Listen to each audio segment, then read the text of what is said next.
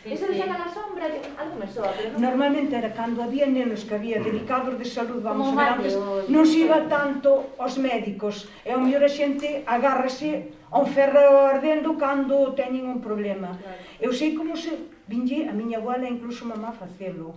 Botaban nunha bañera, borraxa, cera da auga de Benres Santo, follas de laurel, todas esas cousas non me recordo, e despois auga, e lavaban o neno ou a nena con esas cousas. Se aparecían pelos, porque eso despois o que lavaban o neno, que o deixaban todo ciscado, secábano con roupa, con a toalla limpia, despois poñíanlle roupa limpia, e apretaban toda esa cinza, e se salían pelos, era que tiña sombra dun animal, e se salía sangre, que dis que salía, que era sombra dunha muller.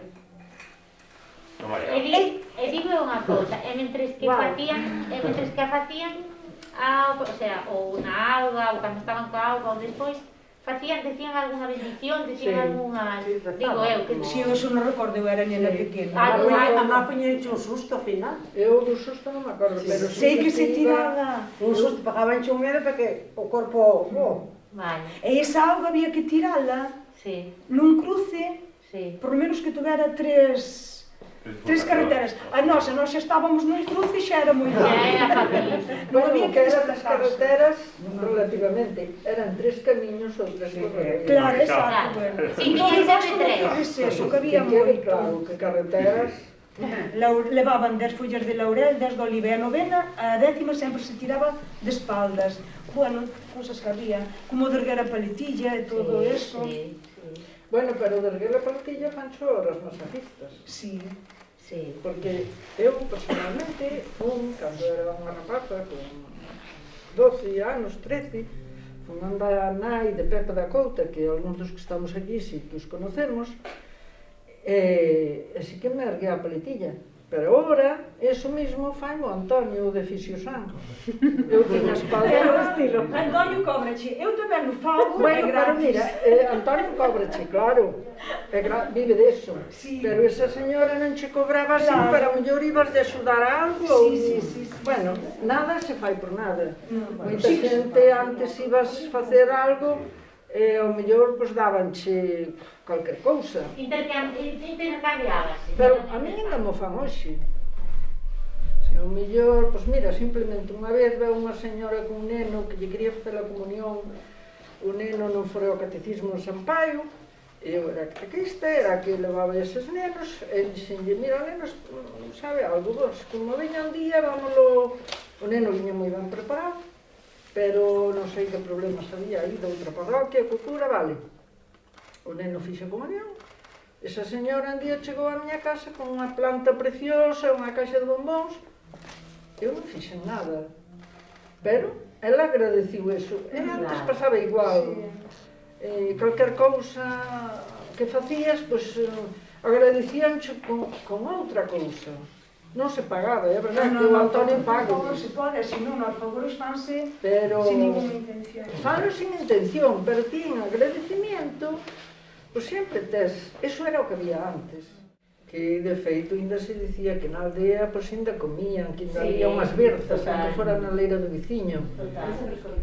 Porque nas cidades... Sí, sobre todo en períodos concretos nos que había máis escasez, como a guerra civil ou así, hai houve momentos, aí hai en sitios, en cidades como Ferrol ou así, que decían que comían ratas. Porque non había outra cousa, nos sitios onde había, nas aldeas ou onde había leiras, comían algo mellor. Non sei se comían mellor, pero comían unha cantidad que os satisfacía. Criaban un porco, unhas galiñas, e eso, vían unhas berzas, botaban o touciño juntos e facían agua.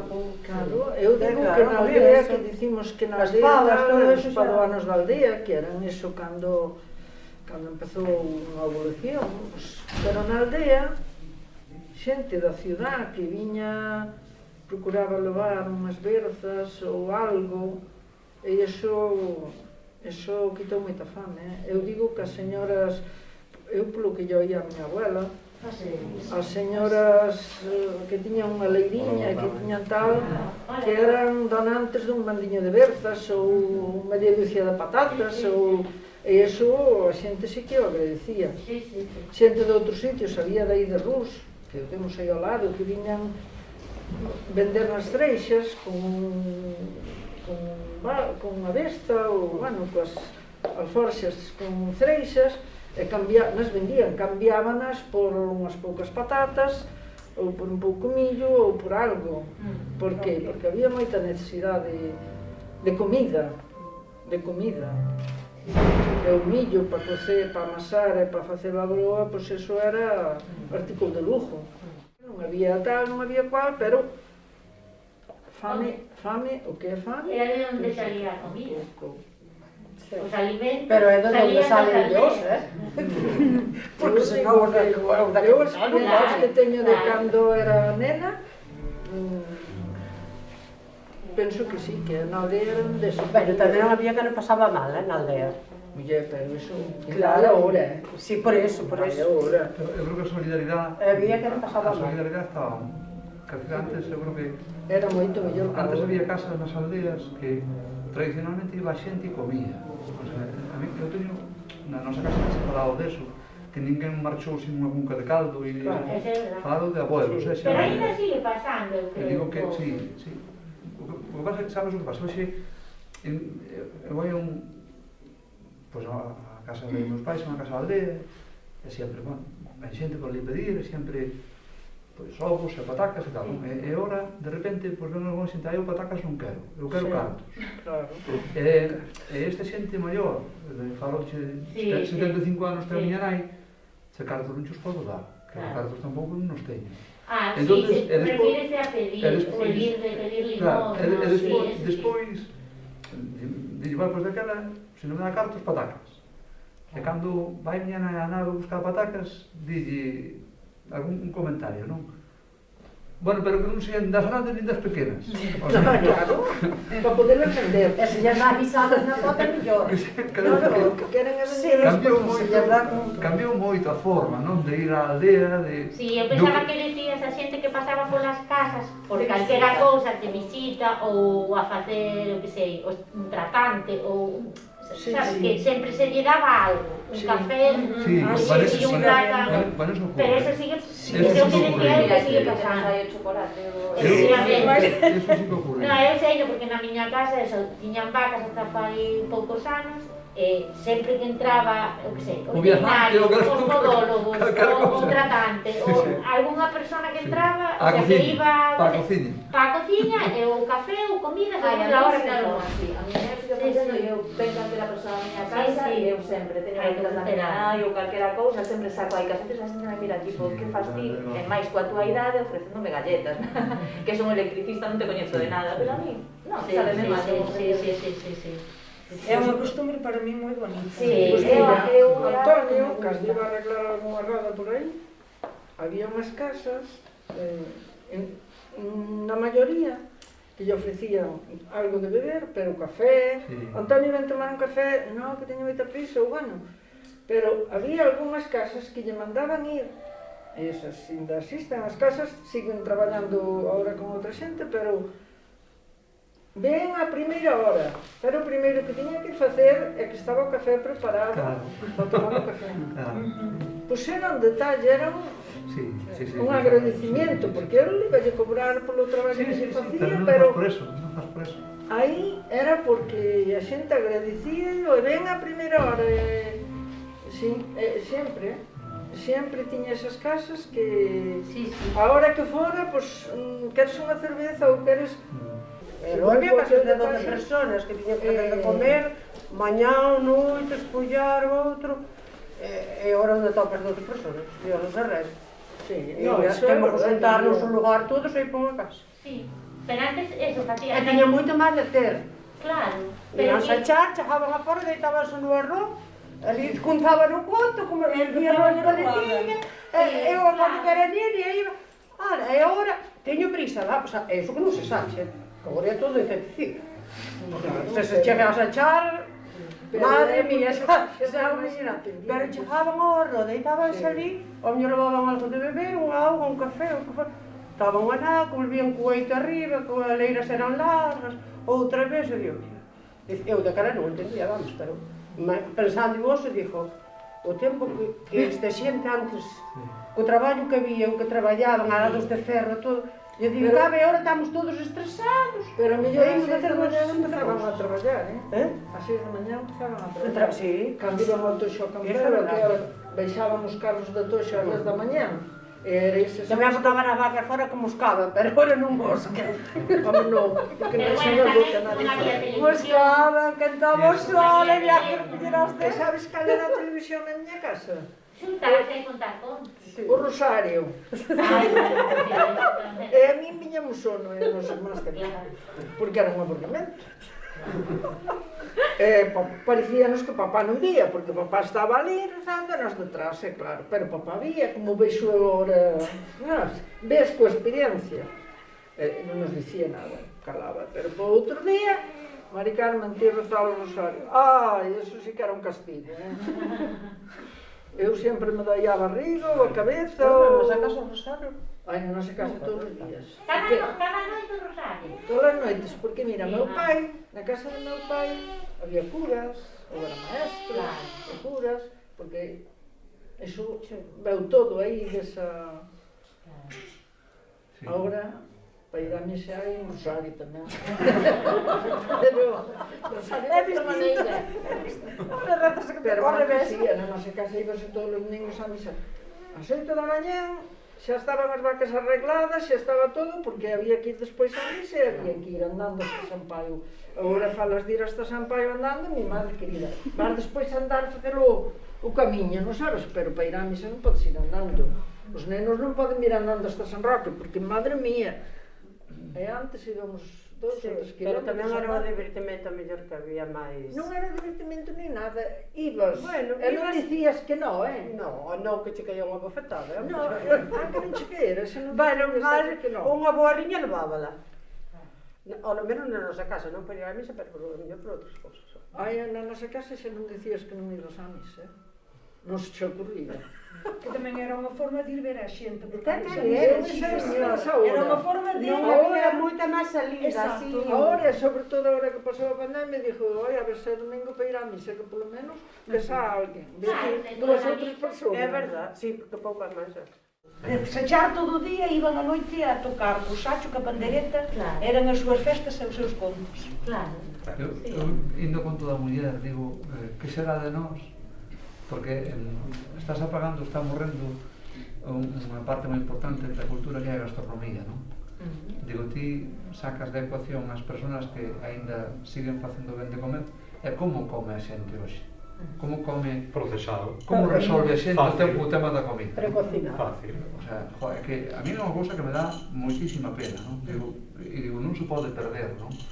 Non se pode perder esa habilidade e esa destreza que ten, que con tan pouquiño son capaces de resolver tanto, non? E ademais tanto con tanto valor, porque ti miras como se fai, o pasa hoxe, claro, non sei, implantouse unha serie de comodidades que eu creo que son falsas comodidades ou falsas experiencias ou non sei, e ao final todos reconhecemos, vas a moitos sitios por aí, oye, onde se come comida tradicional?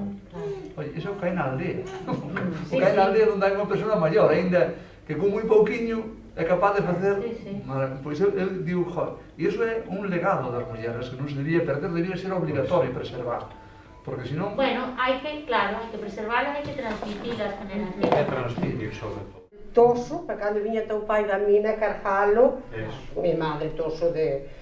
E levaba un no berce, outro na barriga e outro pola man. E eu, mi madre, e agora cando a miña filla, e ela, queres que teño outro fillo, ainda non dou criado este. Eu penso continuamente, de verdade, penso... E digo, eu, pero, mamá, e poñíamos ali, e eu chegaba co oito arriba, e non había pido de mo cousa e chorabas, e agora estás a diario, a ver, que tes, que che pasa? Ou embarazadas embarazadas 8 meses ou tal, a barriga a boca, como de miña nai, e iban cortar un trigo ou iban facer non sei que, hasta o último, sempre... Ahora que faltamos hasta o último momento ir a clase de yoga. Claro, pero por que? Ahora llevamos nós tamén a yoga. Non é necesidade, ojalá veña necesidade. Suelo pélvico, Ojalá veña necesidade. importante o suelo pélvico, eso de que se arregla a leira, non sei. Tremendo. Pois, era nada, tiñamos os Pero ao modelos, ter montado contrario, moitas que va, por veces. Pero eu sei A un ver, unhas caso. cousas son unhas cousas, pero a realidade sí. imposta é que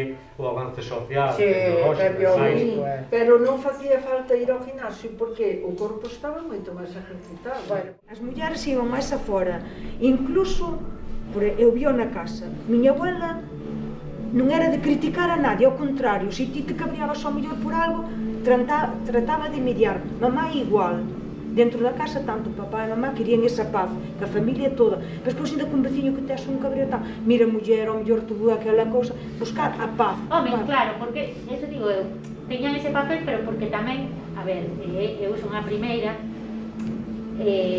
miramos para atrás sempre con moito cariño e gusta Con mirar, nostalgia. pero conflitos tamén había. Claro que é, sí, é grandes.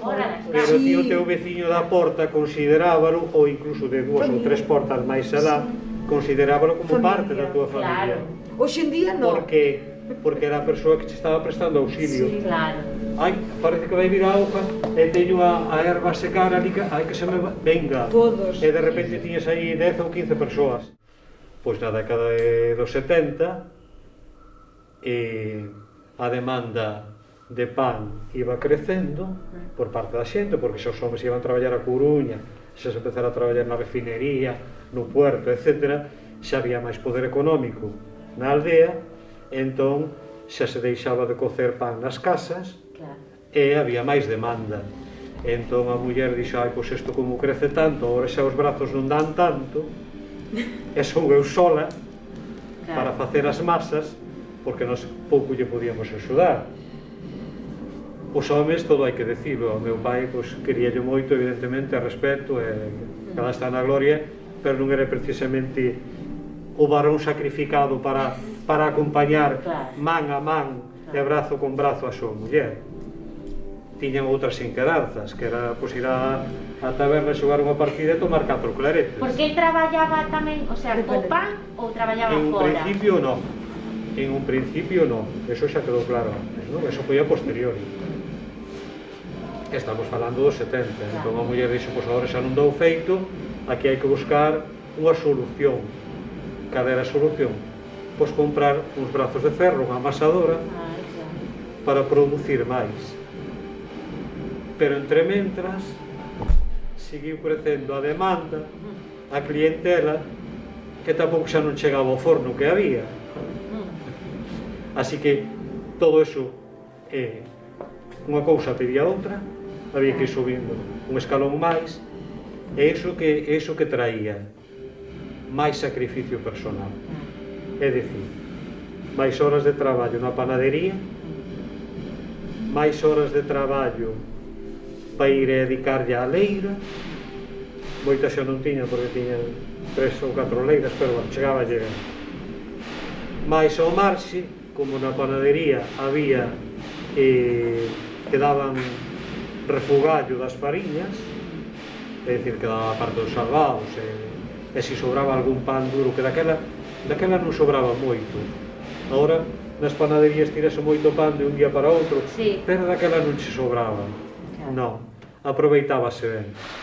É dicir, a unha persoa porque lle venderas unha peza de pan do día anterior non che dicía que non, porque o pan estaba fresquiño e crujiente aínda. Entón, pois, foi aumentando a demanda, como decía, o sacrificio foi a maiores, o sea, moitas horas de panadería, e ao marxen deso, pois, ao mellor aínda che criaba 40 ou 50 porcos, ou, que sei, historias que se as miras hoxe realmente non lle ves sentido a que tanto sacrificio. Bueno, pois no medio deso, pasando os anos, evidentemente, houve que montar máis forno, houve que facer máis espacio, buscarse espacio, pero fixadevos que no medio deso ven a parte de conservación e divulgación do folclore. No medio desas xornadas interminables de cocer e despois de repartir non, porque despois xa repartíamos os fillos máis tarde, a finales dos 70, pois aínda lle quedaba tempo para facer as roadas, pero Clarisa xa se facían dun xeito privado.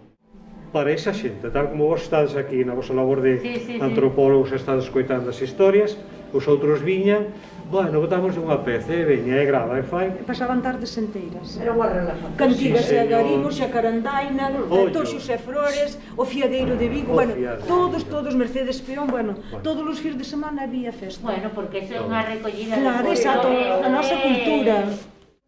E seguimos. Bueno, hai que decir que en Gravecedo na Braña houve salón, nos tempos, nos anos 60. Eso é. Exacto, que non había así salas de fiestas. Eu no con salón acordeón, saxofón e... Si, eu recordo ali. Eu non me recordo deso. Sei que o había porque era... Si, pero eu fui, si. Foches a baile ao salón? Cadroume. Non sei porque teño un recordo tan vago. E recordo, fíxate, recordo un acordeón e un saxo. Saxofón era meu pai. E tiña, Meu pai foi o que lle abriu o salón. E tiña que ser fixo Rafael, Si, seguro. era papá. Seguro. Abriu ele o salón, Sí. mamá ca pandereta moitas veces, abriuse un salón de baile. E estaba a tope. Claro. Mas despois con casamentos, papá fixo o salón, pero despois tiña unha irmán, e a irmán ibase casar, e o xenro, bueno, o home pediulle, pois eu caso se me dades o salón. Claro. E deixaron aí, quedou o meu pai sin un negocio. Aí está.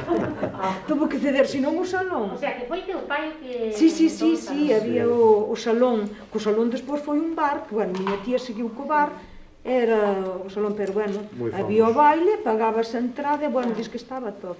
As mulleres tiñan que ir a propósito.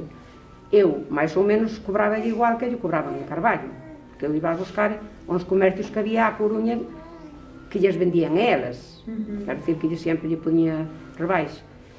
E facíalle, pois eu tiña o entorno de que tuvo moi bons veciños, direino sempre, e cosía para ali para o noso pueblo, despois iba a Verdes, non quero dicir a todos, é como o do panadeiro, non a todas as casas. Eu, como tiña coche, había moitos emigrantes, os nenos estaban cos abuelos, e eles non tiñan coche os abuelos, pero eu iba a probar a roupa a casa. A Valence, a Cereu, a Mata, onde é o meu home, esses sitios todos. E fun añadindo fertaría, calzado, parcas, naqueles tempos, porque viñan os chavalas, cando estes chavalas que empezaban naquele momento, o que máis traballaba era na construcción. E daquela, pois viñan comprar, tiñan a confianza comigo, e tanto os pais como eles, e viñan a comprar. E despois, máis tarde, eu fui añadindo o do campo, porque eu era, o meu home, estuvo traballando na construcción aquí, cando viñamos no 76 hasta o 86. E no 86, veu un destes que foron a época que os autónomos parece que nos querían comer a todos. Porque iso, se falades con alguén desa época, e acórdame que a nosa ilusión que os rapaces saliron moi bons e moi estudiosos, non é por alabalos, pero están aí. E a nosa ilusión era que estudiaran. Eu tuvera un primo, que agora morriu fai anos, que era o cura de Arteixo. Eu leveime desde pequeniña sempre con ele. Ele vivía Canai en Arteixo, e iba a axudar sempre polas festas e por aí. Sempre tuvo moita confianza con ele. E cando viñamos de Suiza, pois ele viña moito á nosa casa e tal, e o meu home no 86 marchou para Suiza, a consecuencia de que tiña naquele tempo ele, fixera na Mata, ten feito na aldea onde ele, tiña 12 casas feitas, pois en Cunsa por aí, e íbanos moi ben, pero empezaron a cargar, como decir, impuestos, porque eu era autónoma. Claro, resulta que ele era autónomo. Pasarelle a papá, a mesma historia. Por eso, non, pasoulle a varios, quero dicir. A todos. E foi nunha época que nós, os nenos, fixeron os dous, aquí en Coristanca hasta o talo. Pero, despois, eu quería os meter nun colegio, porque o meu home, dixo ele, non, eu se me están mandando así e tal, eu marcho outra vez para Suiza. Foi no 86. Daquela, a primeira beca ao maior, veulle rechazada. É rechazada porque, mira, por ser sus padres autónomos, ainda teña o recibo na casa, que son moito desgardadas as cousas. Ele doulle unha rabia, porque sabía de amigos que os pais que tiñan diñeiro e as becas viñanlle aprobadas. E dicía el, por qué? Entendes? E el agarrou, marchou para Suiza e planificamos unha cousa, dicir, pois marcho, pero marchaba en abril, viña todo o mes de agosto e volvía nos primeiros de junio. Quero dicir que estaba solamente 3 meses en intervalos hasta que acabaron a carreira os dous. E mandamos, que era o que vos falaba eu do meu primo, que eu dixen, eu quero os meter nun colegio, porque eu, co traballo que teño, non podo, era unha época que ali foron unhas rapazas, o meu maior ten 53 anos, e era unha época que as que lle levaban el pos 3 ou 4 anos, empezaron a ir para o Instituto de Carballo, pero empezaba isto da droga, e eu tiñalle moito pánico, porque en Suiza nós vivíamos da droga, cando fomos falou. E daquela, así, cando meormente o lunes, cando me levantaba para ir traballar, eu tiña que, ás veces, se o amado demais, como decir, pasos por riba de xóvenes que estaban tirados na calle. E eu tiña eso así no corpo, tanto, e esas dali que foron todas para Carballo, ningún estudiou nada. Só aprenderon a fumar e no medio, algúns que eso.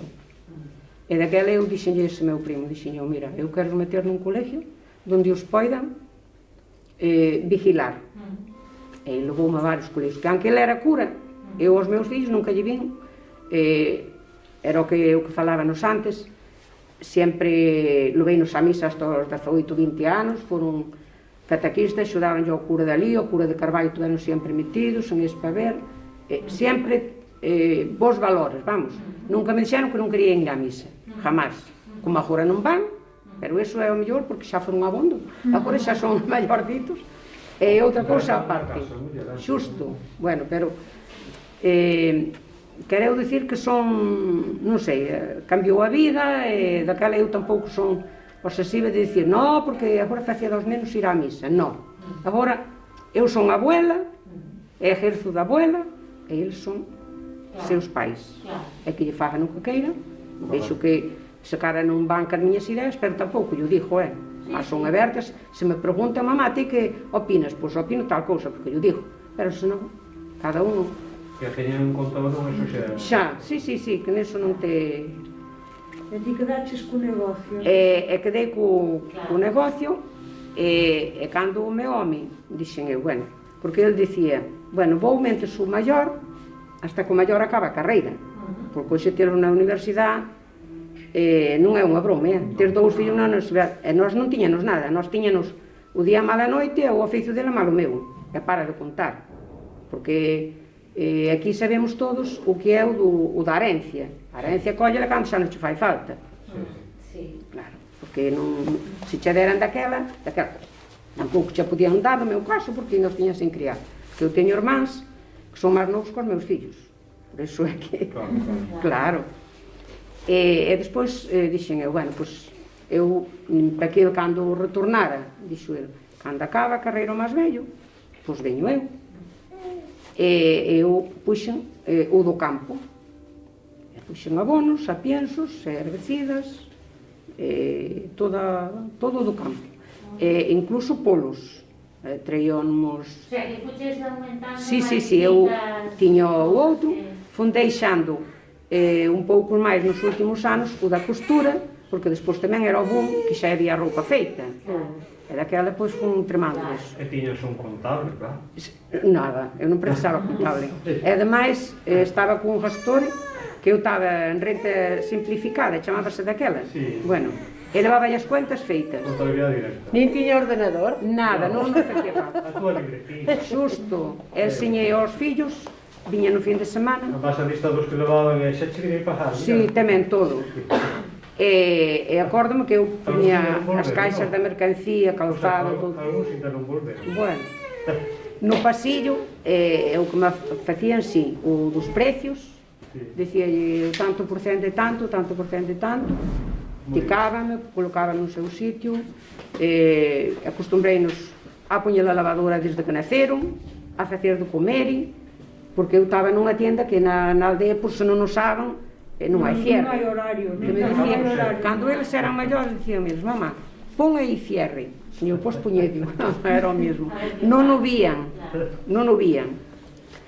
E despois o que, cando o meu home marchara para a Suiza, o que lle dixera ao meu home, tu anai o domingo, eles sempre se dedicaron ao deporte, fixeron os dous educación física, son licenciados, son educación física. E daquela iban xa de entrenadores por as playas todas. E o domingo íbanos á misa, e tan pronto chegábanos da misa, eu arrancaba con eles, cerrábanos a porta e que pitaran o que pitaran. E as playas recorrémolas todas, porque iban camariñas, iban tal, eu iba ca banda toda. Tiñanos a fortuneta que tiña o meu home da construcción, e como antes non había o ponto que tiñas que ir 7 nin 14, ás veces eran os 14 ou 16, os que collían na furgoneta. E despois, seguimos co almacén, pero o meu home chegou de revolta, e o almacén non era o dito. E o dereito viñeron xa a contratar, e eu de encargado por unha obra, non facía nada, pero algo debía facer, por cobrar, cobraba. Bueno, e eu resistín, porque son delgada, pero ele deixoume, tiñanos un express, tiñanos un coche de outra maneira, pero despois tiñanos un express para levar ao reparto e todo. Pero deixoume posto unha tabla, e no gancho do remolque, enganchaba a tabla. Eu iba con un carretillo que compraron os carrodas de goma. E parece unha turrada, pero chegaba ali, e eu non cargaba un saco de decir, agarras un saco así. Eu puña unha faixa que tiña aquí, e agarrabas todos así, todos. E antes eran de 50 kilos, que agora veñen estas chavaliñas novas, dicen que che axudan, e ainda non poden con 5 kilos por un lado, como ten pasado moitas veces. E facía o reparto. Teñolle que dar as gracias ás señores dali do pueblo, que cando cerrei, non é por elevarme, pero choraban todas, porque viñan pa ali, e viñan comprar, pero ás veces, aunque non viñeran comprar, eu tiña sempre ali unhas sillas, ou iba a facer un café, e cando iba a mata, a mí levaba 35 minutos ir, cando iba así en plan de presa, porque despois era como que falabas vos, tiña unhas casas de uns señores que eran maiorciños, cando veñas ven pola mañán, porque así toman o café con nós, mira, non podía marchar dali sin tomar algo. E eu acórdome moito desa xente, porque a confianza que che demostraba, entendes? Eso non o vives agora, de ninguna maneira. Agora é todo máis superficial, moito máis. Sí, impersonal. Verdad, non é como antes. Porque antes eu chegaba e se estaban, dicíame onde estaba a porta, e deixaballe os polos, porque o día dos polos era aqueles días xustos, e aquela hora chegaba eu xa os repartía, e se non estaban por calquer cousa, que hasta que puxeron o teléfono, todo o rollo, non había, e deixaballe o recado e dicíame, chao, xefe, te en tal sitio, botaballe os polos puñillos ali, e ás veces dicíame, pondo no cortello ou tal, e así foi toda a miña vida, así. E no 2001, no medio disso, eu tuvera bastante mal do estómago. Botei 5 anos a régimen, pero, vamos, non deixei igual o tal. Que foi no 88 e operei o estómago. E dicíame que non volvía a traballar, que non sei quanto. Bueno, coincidiu que o meu home estaba de vacacións. E fui el, collendo o teléfono, menos sacar aos fillos de... Como dixemos nós, aunque tuvémonos que vender a casa, do estudio non sacábamos, porque demostráranos que nós dixémoslle, nós pagamos o estudio, pero vos estudiade. E nunca tuvemos que reclamar nada. Daquela, iso, para nós é un orgullo, e para eles, eu digo-lhe sempre, todo o que fagades era para vos, porque vai ser para vos. Para min é un orgullo que valeran e que se defendan, e que en medio día fagan o que teñen que facer, depois que se dediquen á familia. Pareceme que é moi importante iso. Que digo moitos, o meu se non é maestro, non é cuestión de que sea maestro, é cuestión que non é o mismo estar cos teus fillos editados todos os días, lerche un libro, estar con eles, como a traballar 10 horas, como están por aquí un montón, que puderon estudiar moito mellor cos meus, e non ven os fillos, Claro. porque non poden, porque o traballo deles non lles permite esa... E no 2001, bueno, eu despois recuperei do estómago, non era o que dixo o médico, é unha cousa, pero eu teño moita forza de voluntad e recuperei. Seguín andando cos sacos e tal, pero no 2001 aí acabei de patinar, empecé outra vez mal, tuve ingresado uns días, que xusto foi cando se me casou o fillo máis novo,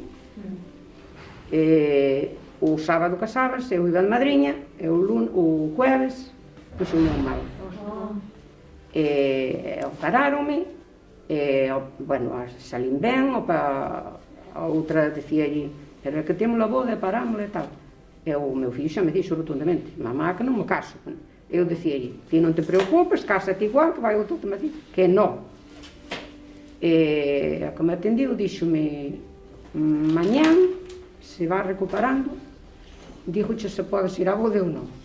Eu digo sempre que a min debiume de dar algún chute de algo, porque eu estuve de maravilla, sabíano toda a familia, o padre, o cura que os casou era amigo dos consogros, estaban me preguntando seguido, tiña medo que me desmayara na iglesia, que me sentara, que non importaba que tuveras de pé. Bueno, eu non me pasou absolutamente nada, bailei, incluso tuve que traer o coche da nora para a casa. Operado do estómago? Non, do estómago no 88. Non, aí tuve ingresada, fixeron unha operación, un legrado, que era grave, pero bueno. Eu que sei que despois retornei á residencia, botei 3 ou 4 días máis, e nese tempo decidiron o home amar os 2 fillos, mamá non colle outro saco porque eles xa o levaban mal, cada vez que chegaban a casa xa me vían cargando cos señores ou tal, eu tiña unha cinta alegadora, tiña todo, pero a ver, os sacos eran moito, eu estaba bastante delicada, tardei en recuperar o do estómago, pero bueno, e aí deixei no 2001 e despois eu quería ir traballar igual noutra cousa e viñeron a buscar ainda para aquí, para Coristanco, para algo que lle axudara a repartir a roupa e tal, bueno. E dixo o meu home, non, porque a nora unha delas xa quedara en estado, o mes seguinte quedou a outra, e dixo, ti vas te dedicar aos netos e olvídate. E foi o que fixe. Hasta ahora máis facer cursos por aí, pois abrir unha casa de turismo rural e eu fixen 3 cursos. Unha casa de turismo E rural. fomos facer a ver, sí. E os fillos... En Verdes. No, en Vila Verde, que é diferente. Bueno, Vila Verde é en Cereo. Claro, é o outro. É Verdes, É na espalda. A casa está na espalda porque nós imos andar, e os que veñen para a casa, temos o camiño baixo polo monte, leva de 5 minutos xa ao muiño. E dediquei-me así, a netos, e anduven 5 anos para Bertamiráns, 2 para a Coruña, todos os días, para cuidar. Esa casa de turismo rural, comprástela ou heredástela? Non, foi comprada. Comprada. Compraron os fillos, o máis vello, e arreglouse, e vela fachada, parece que é toda, pero añadiron un pedazo casi tanto como ten a casa. A casa era unha casa destas de labradores, toda pedra, e daquela canteiro que fixo tamén, o que fixo, que preparou por fora, a nova, a parte nova.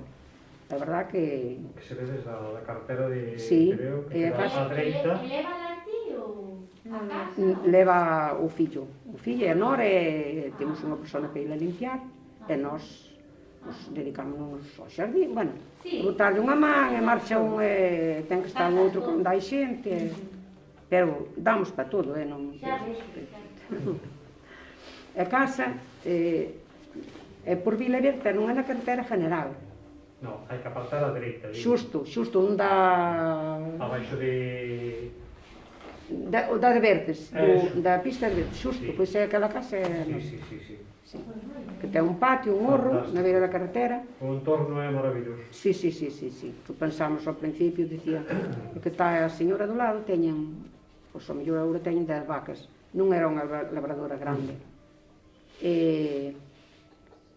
E dicían, bueno, vai olir mal as vacas, era buena, veu xente de Cataluña, Ainda mira, polas bocas que ti llevamos non sabes, o noso entorno. non sabes o que gravaron esa xente e os nenos, eses nenos, dicía eu, estes sí que van coller trauma, calma mental.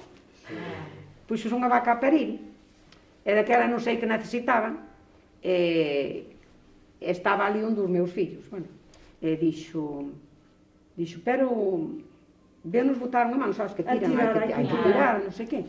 E van nos salos cataláns, amiga, e foron todos nenos a todos, pequenos a grandes e abuelos. Pero este non era novedad. Era novedad, os nenos que seguro que nunca un... Sí. E despois Un desos quedaría maravillosos. Sí, despois no outro día doulle leite de outra vaca, non desa porque se acostou. Xa. Pero foron vela a cría pola mañán, e despois la dali, que levámonos moi ben. E deulle un vaso de leite a cada un, e despois, claro, dicíalle unha señora maior que andaba por ali pola pista, e dixe, ves, esa fai bigotes, eu comprado non fai bigotes. Bueno, Clarice, yo onde tengo que ir? Eu non sei o que Pois eu tamén. Pois sí que se está... No, a cría